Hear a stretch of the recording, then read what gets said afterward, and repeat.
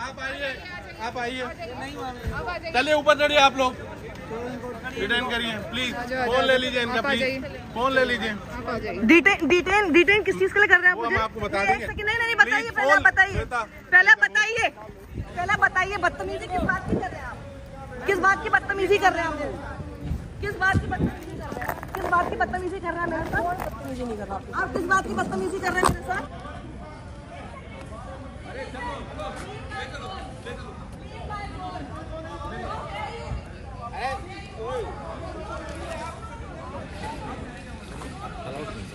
दिक्कत हो रही है हमारी।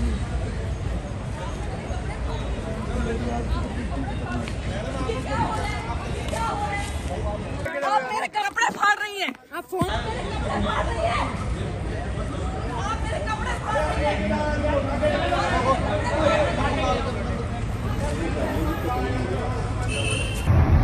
तो इन लोगों ने, पुलिस ने मुझे डिटेन कर लिया है बिकॉज इनके हिसाब से जर्नलिस्ट रेस्टलेस को कवर नहीं कर सकते हैं।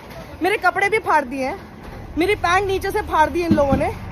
ये मेरे कपड़े फाड़ दिए इन्होंने, यहाँ पे देखिए। ये पुलिस है, ये महिलाएं हैं, महिला पुलिस कर्मियां हैं जो यहाँ पर सामने बैठी हुई हैं और इन लोगों ने मुझे ले जाते हैं। यही है जिन्होंने। तो हुआ ये था कि जंतर मंतर पर जब प्रोटेस्ट की बात सामने आई तो मैं यहाँ पर आई हूँ और इन सब लोगों ने मिलकर मुझे वहाँ तक अंदर तक जाने नहीं दिया। जब मैंने कहा कि जर्नलिस्ट तो जा ही सकते हैं तो उसके बाद इन्होंने मेरे पूरे कपड़े फाड़ दिए। मेरा दुपट्टा भी मुझे नहीं पता कि कहाँ है।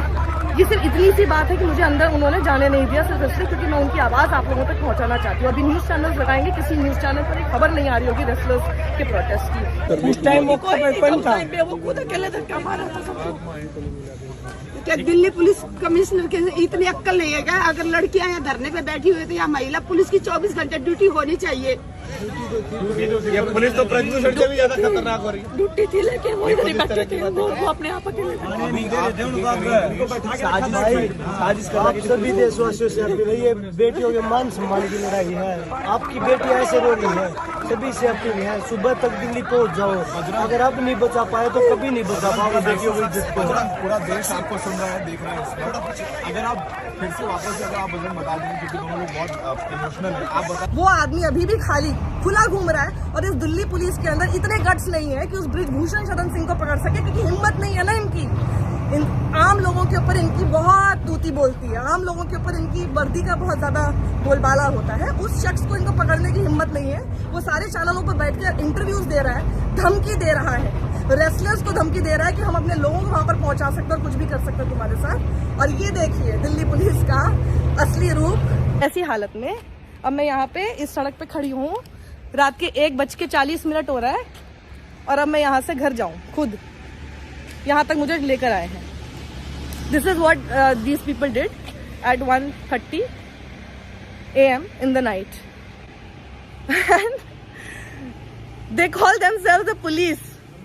पत्रकार को पकड़ो, उसके कपड़े फाड़ दो, फिर उसको एक दूसरे थाने की तरफ लेके जाओ और फिर यहाँ आके दरवाजा बंद कर दो। ये देखो, फिर यहाँ के इन्होंने दरवाजा बंद कर दिया। कह रहे मैडम आप जाइए। वाह, what a safe city for me ना टू गो लाइक दिस। और मैं अब इस तरह से जाऊँ यहाँ पे, यहाँ गेड़ियाँ चल रही हैं, लड़के की गाड़ी में गाने बजा के खूब जा रहे हैं रात के समय, और अब मैं यहाँ से चली जाऊँ खुद से। वाह,